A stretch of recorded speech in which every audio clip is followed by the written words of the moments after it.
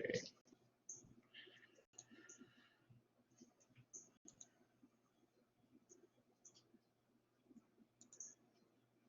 All right, so here are all our formulations so far. And here again, these are the translations.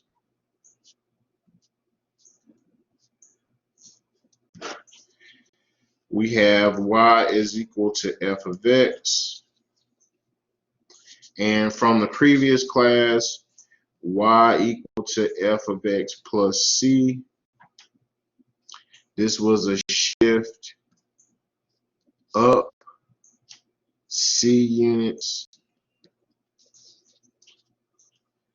We have y equal to f of x minus c. This was a shift down c units.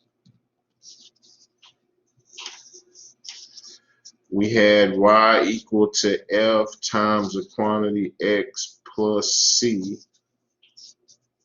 All right, so notice this plus c and this plus c are totally different. This plus is simply being added outside of your function. So you would substitute in your value for x,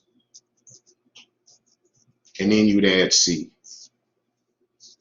For this formulation, f of x plus c, you would substitute in your value for x, you would add your constant, and then you would apply your function. Okay. This formulation would be a shift left c units. Okay. And then the last formulation we looked at was f is equal to f of x minus c, and this was a shift right c units. All right, so now for our vertical stretching and shrinking. Y is equal to c times f of x. So notice we're multiplying our function by some value c. If c is greater than 1, then we have a vertical stretch by a factor of c.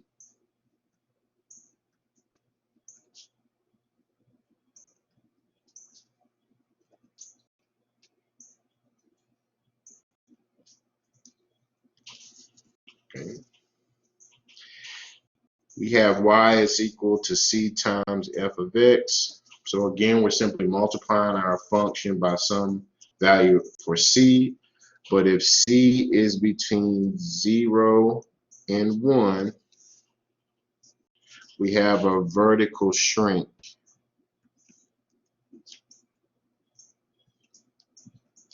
by a factor of c.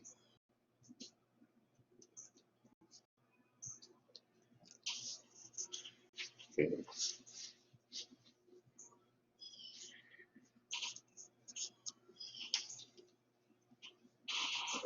All right, I'm going to go back shared screen.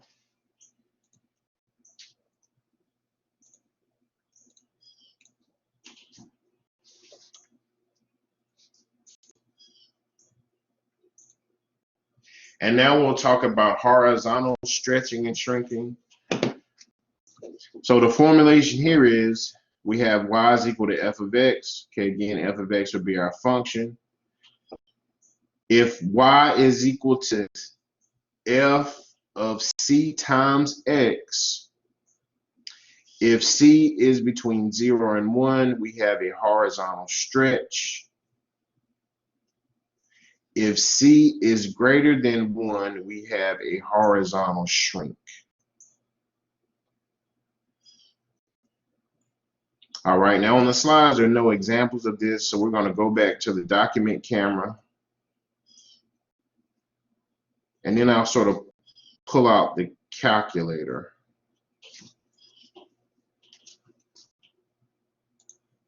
And we'll take a look at some horizontally shrunk and horizontally stretched graphs.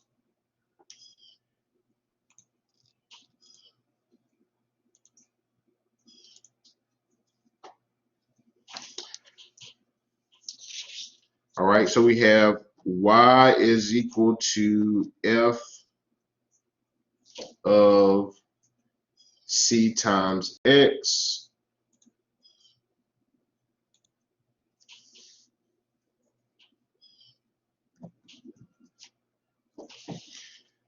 All right, so notice that in this formulation, we multiply c by x, then we apply our function. For the vertically stretched and shrunk formulations, we have our function and then we multiply our function by c. So there's two different processes going on. For y is equal to f of c times x, if c is between 0 and 1, we have a horizontal stretch by a factor of c.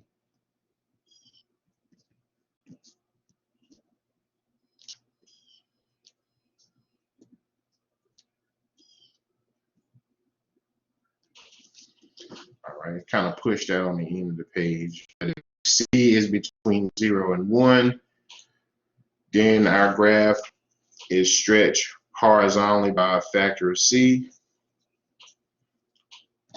Y is equal to f times c of x once again. But if c is greater than 1, we have a horizontal shrink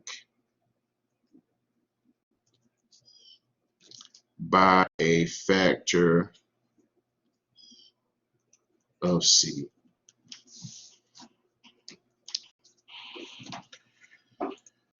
All right, so I'll go back to the shared screen and I will also pull up the calculator.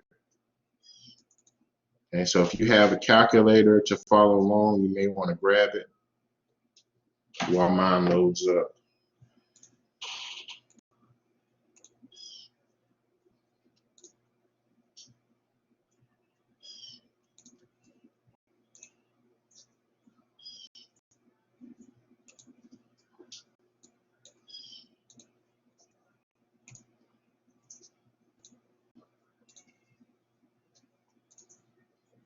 All right, so we will take a look at the absolute value graph. Okay, so notice here we were taking a look at vertical stretches. Now we're going to use the same absolute value graph as our base function, and we're going to take a look at horizontal stretching and shrinking. So once I turn my calculator on, I'm going to go into y equals, and I'm simply going to graph the absolute value of x. So in order to find the absolute value, I'm going to hit math. I'm going to scroll over the number. Absolute value is the first choice. I'm going to put in my argument, which is x. I'm going to close off my absolute value function. I'm going to use zoom 6 to graph. So keep in mind that zoom 6 puts my calculator as having the dimensions of -10 to +10 in increments of 1, both for the x and y axis. So now let's graph a horizontal stretch. Okay.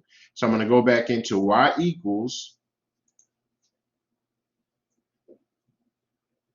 All right, and I'm going to go back to the vertical stretching and shrinking graphs.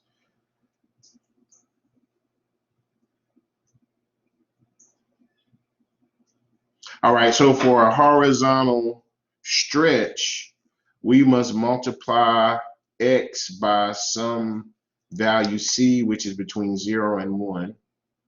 So in my calculator, I want to graph a horizontal stretch by a factor of 0.1. So I'm going to graph that as the absolute value. So I'm going to go back into math. I'm going to go over to absolute value. I'm going to put in 0.1 x.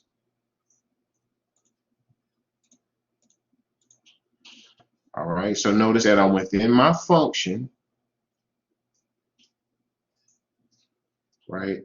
The value for c is being multiplied by x within my function, 0.1, 0.1 is between 0 and 1, so this would be a horizontal stretch by a factor of 0.1. So I'm going to graph,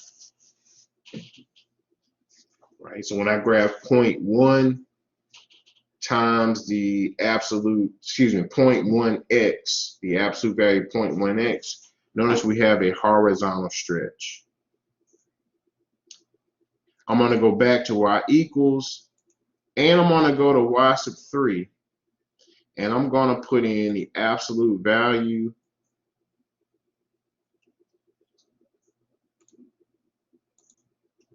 of 0.5x. Okay. And if I graph, this would be a horizontal stretch by a factor of 0.5. So on a separate sheet of paper, I'm going to write these down. We graph the absolute value of 0.1x, and we also graph the absolute value of 0.5x. Okay, and both of these things are horizontal stretches.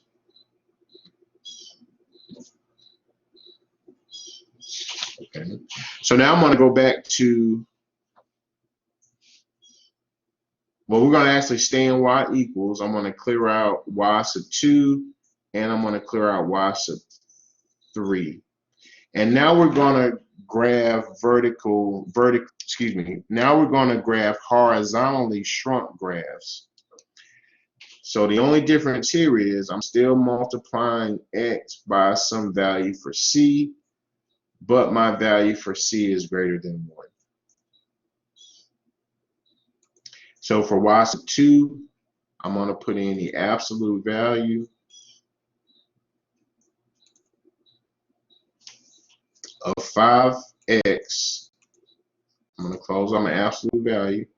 So notice that I'm multiplying x by 5. Since 5 is greater than 1, this would be a horizontal shrink. And I'm going to graph.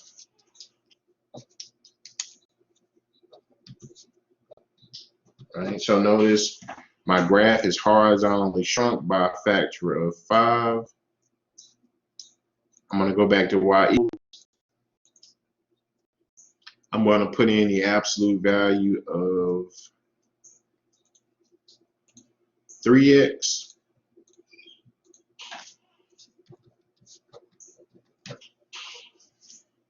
I'm on a graph, and notice that this is a horizontal shrink on our absolute value graph by a factor of 3.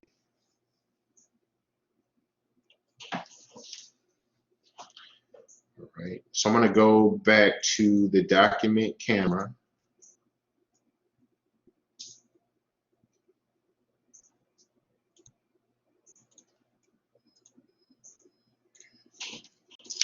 Okay, and we'll take a look at the functions we just graphed.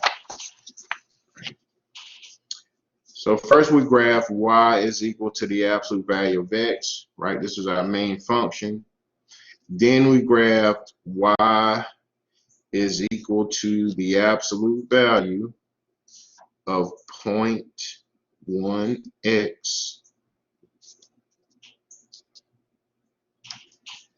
And this formula was a horizontal stretch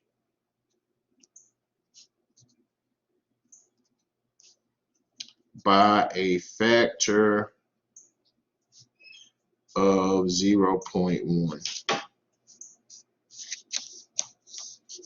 Then we graphed y is equal to the absolute value of 0.5x. This was a horizontal stretch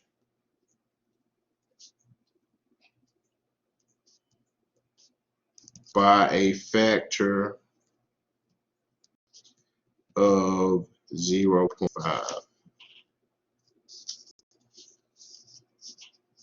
Then we graphed the y is equal to the absolute value of 5x. This was a horizontal shrink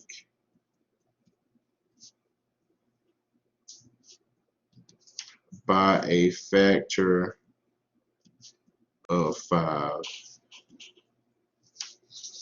Lastly, we graph y is equal to the absolute value of 3x. This was a horizontal shrink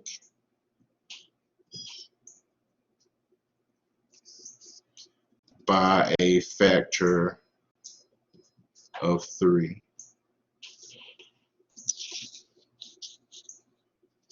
All right, so here's the difference between horizontal stretching and horizontal shrinking.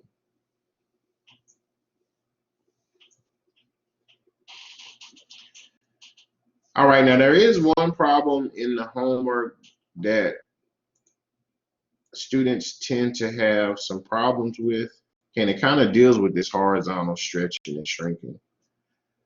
I'm going to go to the shared screen.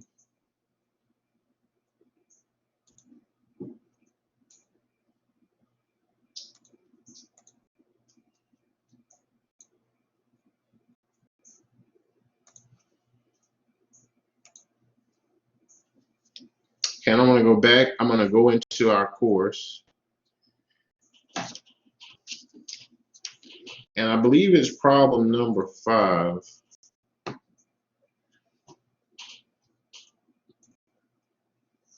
From section 2.3. And in this problem, you're asked to graph, but you're asked to graph using my math lab. Yeah, problem 5. All right, so I want to just take a look at problem number 5.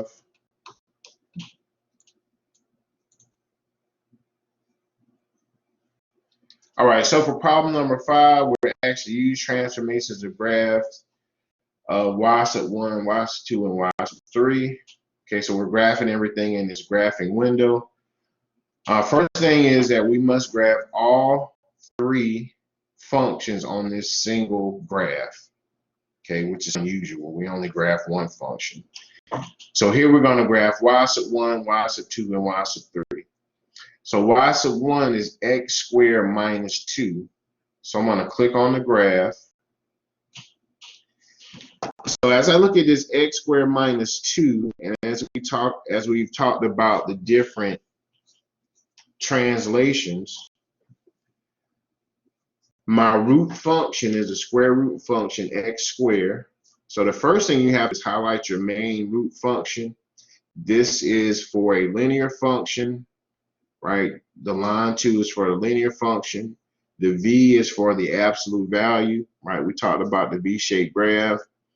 The u is for the parabola, right? The squared tool. This s-shaped graph is our cubic function. And then if we're asked to graph any circles, we'll use the circle tool. So the first thing I'm going to do is locate the squared tool, right? This is the equation for a quadratic. Now, no matter where you click, it's always going to put your function at the origin. All right, from this point, notice that we must use the tool to either move it up or down, to the left or to the right. We can also horizontally stretch, shrink it. We could vertically stretch or shrink.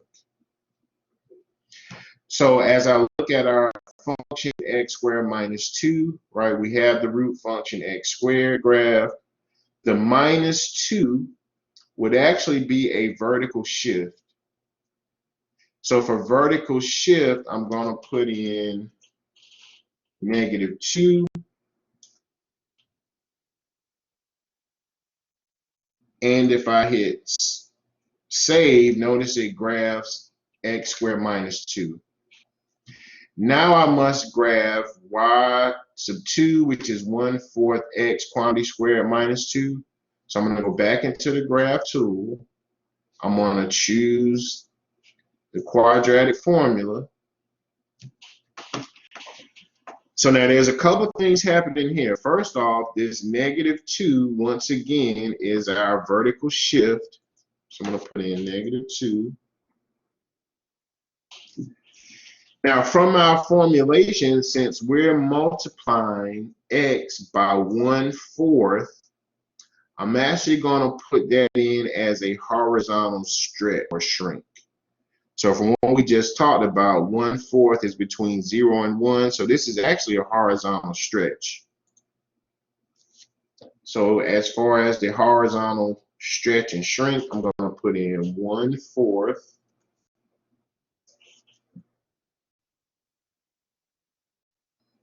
Okay, and I'm going to save it. And lastly, we have to grab 2x quantity squared minus 2. So I'm going to go back into the graph. I'm going to choose the quadratic curve. This -2, once again, this graph is being shifted down by 2. Since this 2 is being multiplied by x and then we're applying our function, this is actually a horizontal shrink. So for horizontal stretch and shrink, I'm going to put in 2. All right, and we have our graphs. All right, so this is problem number 5. Okay, and there's usually some questions about it. First off, you have to put in 3 graphs on one x and y axis, and then you have to be careful because these last 2 graphs are horizontal stretch and shrinks. Okay, now finishing up this section, we're going to talk about 2 things. We're going to talk about reflecting across an axis. So in order to reflect the graph across the x-axis, we would simply multiply our function by a negative. And that would flip our graph across the x-axis. To flip your graph across the y-axis, y would have to equal to f of -x. This would reflect your graph across the y-axis. All right, so I'm going to go back to the document camera.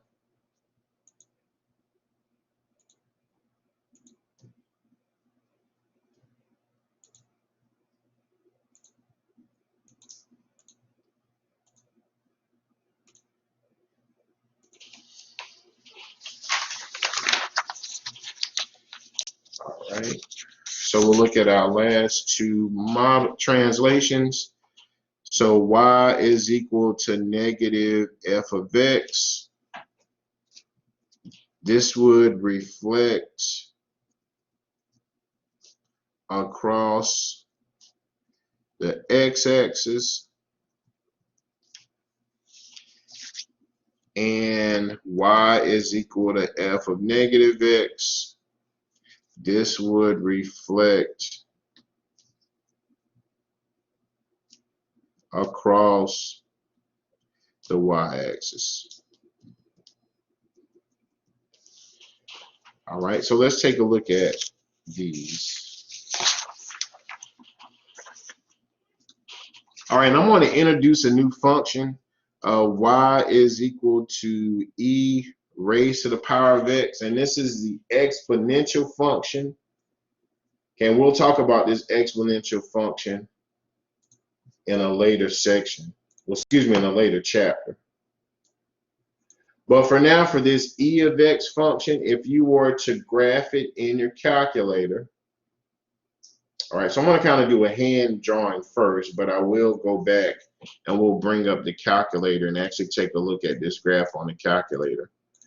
But if you were to graph e to the x on your calculator, your graph would look something like this. Right, so the graph will look something like this. All right, so let's say I want to take this graph and we want to reflect it across the x-axis.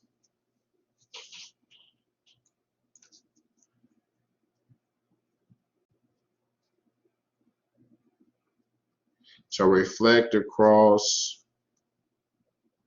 the x-axis. All right. What would my formula look like? Well, as far as the graph is concerned, if I wanted to reflect this across the x-axis, right, I would just reflect it across the x-axis. So I believe it will look something like this, right? If we were to deflate that across the x-axis. So what would our equation look like? Well, the model form was y is equal to negative f of x. So what this means is I'll take whatever my function is and I'll multiply it by a negative. So here we'll take this function e raised to the power x and we will multiply it by a negative. So we have y is equal to negative e to the x. Okay, so if we were to graph y is equal to negative e to the x, it should reflect the graph across the x-axis. Now, how do you reflect across the y-axis? Well, in order to reflect across the y-axis, we have this formulation. Y is equal to f of negative x. Right. So if we were to take this graph reflected across the y-axis, I believe the graph, or excuse me, reflect across the y-axis, right, this axis, I believe the graph would look something like this. All right, we just simply take that graph, reflect it about the y-axis.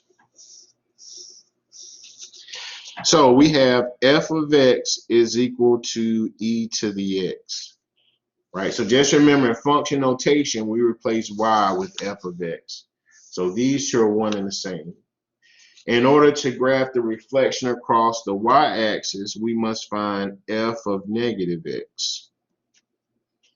So in order to find f of negative x, I would go back to my f of x function, and wherever I see an x, I would simply substitute it with a negative x. So I'm going to go back to my function e to the x, and I'm simply going to replace x with negative x.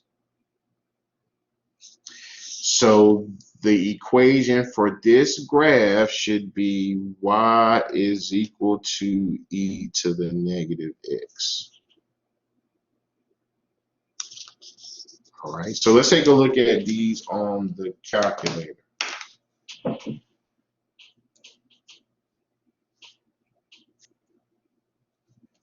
All right, so I'm going to go back to the shared screen.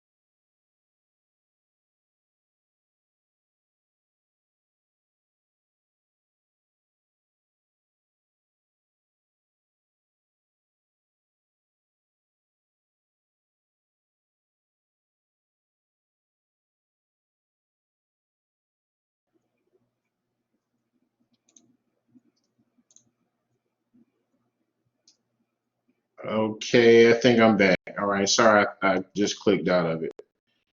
Okay, I'm going to go to the shared screen.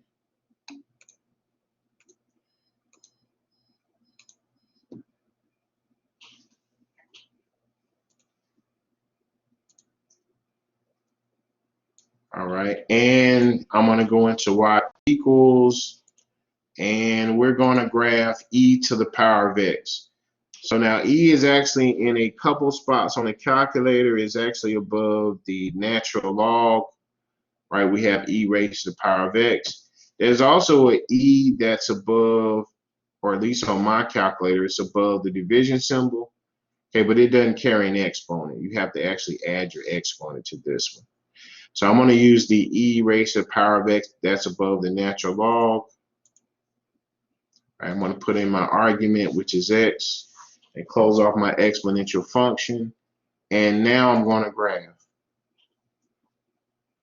All right, so this was our basic graph. First, we reflected this graph across the x-axis. So I'm going to go back to y equals. So in order to reflect across the x-axis, we simply multiply our function by a negative. So I'm going to put in negative e to the power of x. Right, and notice the graph is now reflected across the x-axis. Okay, I'm going to go back to y equals to reflect e raised to the power of x across the y-axis. I'm going to clear that function out for y sub 2, and I'm going to put in e raised to the negative x. So I'm going to use the negation key, not the subtraction. So I'm going to put in negative x, close off that exponential function, and once you graph, you see the reflection across the y-axis. Okay, so this is how you would reflect across the x and the y-axis. All right, in the next section, we'll take a look at absolute value. And absolute value graphs.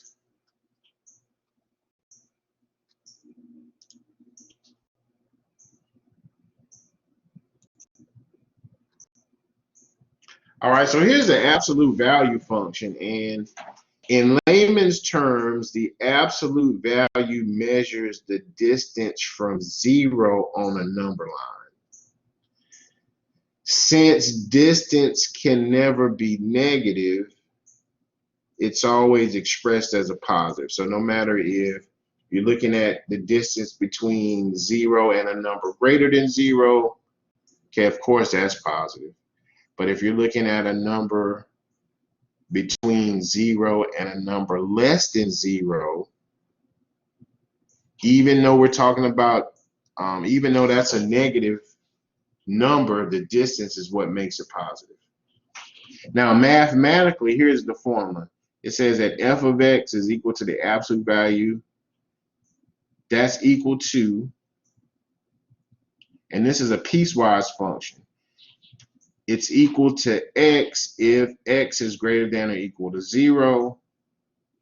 The absolute value of x is equal to negative x if x is less than 0. Okay, now we'll take a look at the graph of an absolute value. Now, this says the graph of y is equal to the absolute value of f of x, right? And we have two drawings, or two graphs. This very first graph is the graph of y is equal to x minus 4 quantity squared minus 3. And we're asked to find the graph for y is equal to f of x. Okay. So now this would be the graph of f of x, and this would be the graph of the absolute value of f of x. Okay, so I'm going to go back to the document camera for just 1 second, and then we'll return to these two graphs, and we'll see why this is the graph for the absolute value of f of x.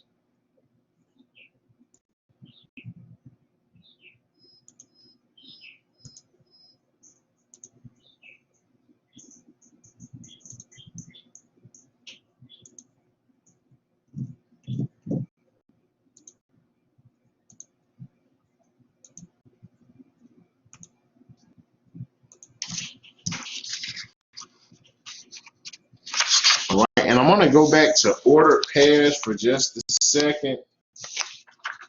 And in an ordered pair, we have x comma y. Now keep in mind, in function notation, we let y equal to f of x. I can actually write this as x times f of x. Right, because in function notation, we let y equal to f of x. Right, so if I'm looking at f of x, right, or if we're looking at the graph of f of x, the only thing we're really looking for are values for y that are positive. The values for y must be positive. So I want you to keep in mind that f of x and y are exactly the same thing. So let's say, for example, I have the points 4, comma, -3. And if I want the graph of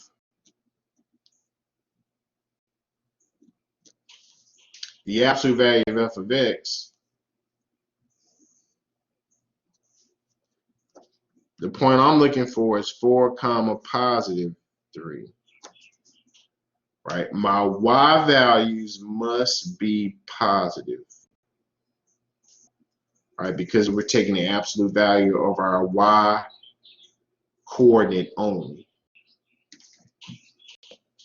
So now there's a reason why I'm showing this point 4, comma, -3. And if we take the absolute value for y, or if we take the absolute value for f of x, we get 4, comma, +3. Right? If we take a look at the graphs on the slides,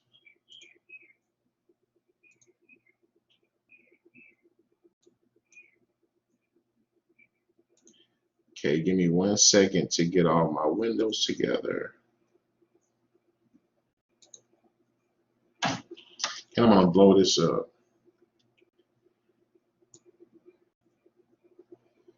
All right, so this was the graph of f of x. This is the graph for the absolute value of f of x. So first thing I'm going to do is just notice some points on my line. If I were to take a look at this point, the coordinates for this point would be 2, comma, 1, and the 1 would be positive, right? My y value is positive. Let's say if I take a look at this point, I would have 3, comma, -2. Notice that my y value, which is f of x, is negative. If I take a look at this point, which is my vertex, that's 4, comma, -3. Notice that my y value, which is f of x, is negative. All of the y values for the points below the x-axis are negative. When you take a look at the absolute value graph, all of your y values should be positive. So for example, if we were to take this point 3, comma, -2, and if we were to take the absolute value for f of x, which is y, then this point will become 3, comma, +2. So I would simply take this point and I would flip it above my x-axis. Right. So if I take a look at my second graph, notice I have that point on this curve, 3, comma, +2. If I were to take my vertex, which lies at 4, comma, -3, since f of x is -3 and we want the absolute value of -3, which is +3, we would simply take this point 4, comma, -3, and we would reflect it across the x-axis as 4, comma, +3. So if you look closely, what we're actually doing is taking this negative portion of our graph, and we're reflecting that across the x-axis. Right, so this is the graph of f of x. This is the graph for the absolute value of f of x. Let's take a look at another example. Right, here we have the graph of y is equal to f of x. Here we have the graph of y is equal to the absolute value of f of x. So notice the same rule applies. Everything that's below the x-axis is reflected above the x-axis, and all of our y values become positive. For example, the 0, -2 is on our f of x graph. So notice if we're graphing the absolute value of f of x, our y value has to be a positive 2. So notice that point is just reflected above the x-axis as 0, +2. We have another point on our line, 1, -3. We reflect that above the x-axis as the point 1, +3. And notice for the blue portion of our curve, all of these y values are positive, right? So this portion of the curve remains where it is above the x-axis. Okay, so that's the difference between your y is equal to f of x graph and your y is equal to the absolute value of f of x.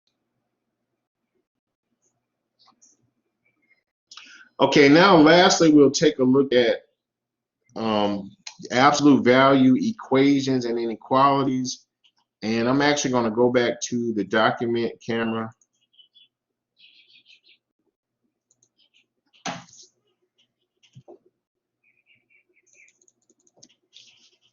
All right, and I'm going to just write out the formulas.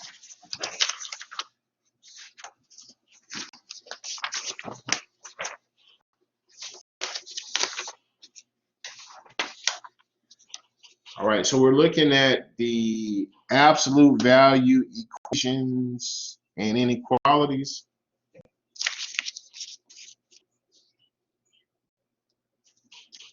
So for our absolute value equations,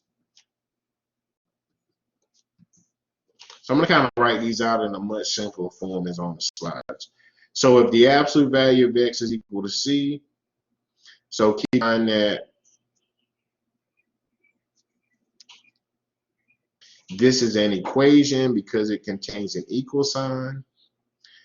So if the absolute value of x is equal to c, then x is equal to c, and x is equal to -c.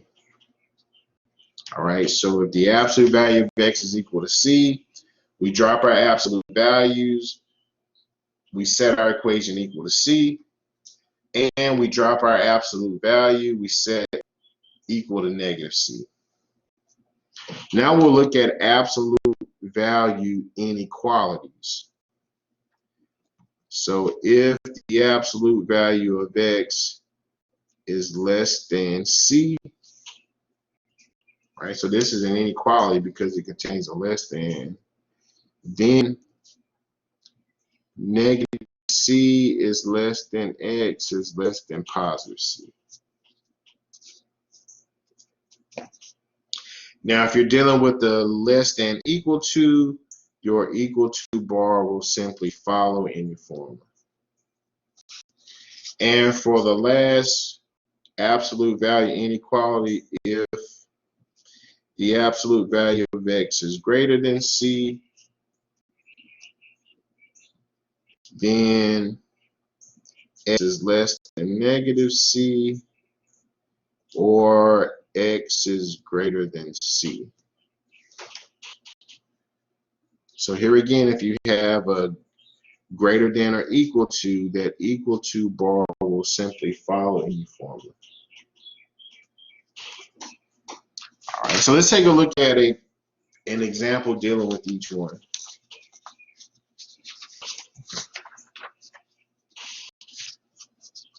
So here we're asked to solve the absolute value of x plus 2 is equal to 5. So since this is an absolute value equation, we're going to drop our absolute values and we're going to set it equal to c. And then we'll drop the absolute values and set it equal to negative c. So this is x plus 2 is equal to 5. And x plus 2 is equal to negative 5. All right, so we'll solve both of these. So here I will subtract 2 from both sides. So x is equal to 3. Here I'll subtract 2 from both sides. So x is equal to negative 7. So here I have a solution set of negative 3 and, excuse me. Here I have a solution set of 3 and negative 7. So notice I'm drawing these little curly brackets. This is not an interval or anything. These are just two numbers that make this equation true. So this is not interval notation. All right, next we'll take a look at an example that deals with greater than. So here we're asked to solve in interval notation.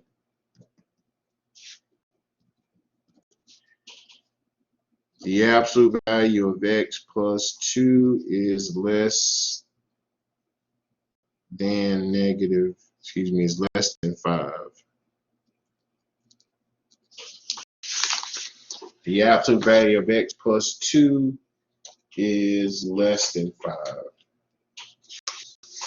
All right, so from our formula, it says that we change c to negative c. We insert a less than or equal to, and then we drop our absolute values. We insert another less than equal to, and we keep the value c. So setting this up, we have negative 5 is less than x plus 2 is less than positive 5. So now we have a compound inequality. We're going to solve this from the inside out. So I want to subtract 2 from all three sides. So negative 5 minus 2. I'll actually write that out. We have negative 7 is less than x is less than 3.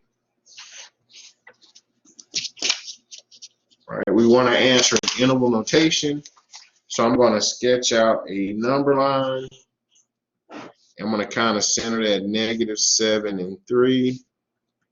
Negative infinity to the left, positive infinity to the right. So remember, for this compound inequality, it says that negative 7 is less than x. Another way that we can write this is x is greater than negative 7. All right, so at negative 7, I should have a parenthesis that faces the right. And at the same time, x is less than 3. So I have a parenthesis at 3 that faces the left. Okay, my line extends between the two numbers. So writing this in interval notation, I have the open interval from negative 7 to 3.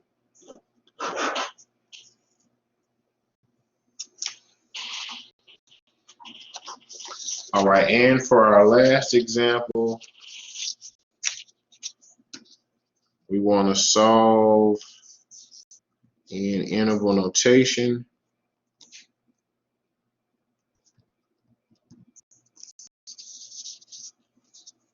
We have the absolute value of x plus 2 is greater than 5.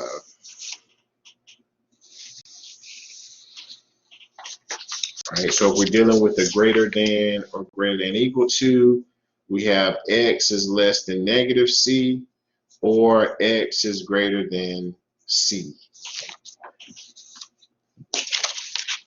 So I'm going to write out my first portion as x plus 2 is less than negative 5,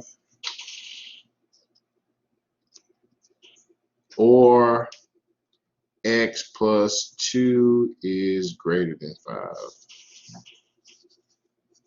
And we're going to solve these two inequalities.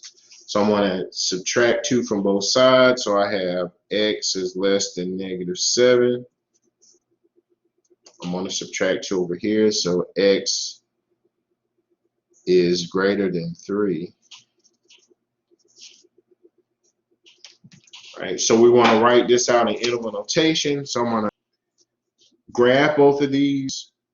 So in order to graph x is less than negative 7, I'm just going to make a graph centered at negative 7, negative infinity to the left, positive infinity to the right.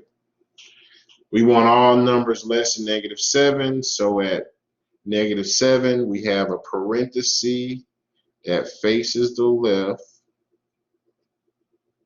The line also extends toward the left because all those numbers are less than negative 7.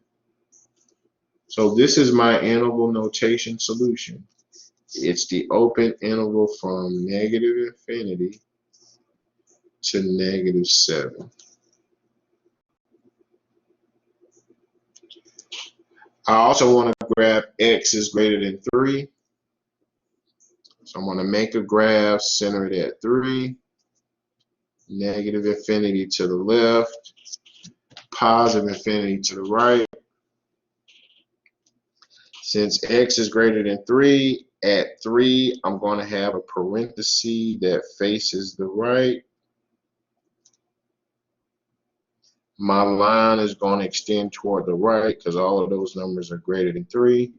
So this is my interval notation solution from 3 to infinity. Lastly, to combine these two intervals, I'm going to use the union. Now, if you write this out in any other order, then it's going to be incorrect. You just have to make sure that within each interval, it follows a number line from left to right. The smallest thing at the left, the largest thing at the right. And then you have to make sure as a whole, this follows a number line from left to right. The smallest things on the left, the biggest things on the right. All right, so any questions about section 2.3 and 2.4? Okay, I'm going to stop the recording.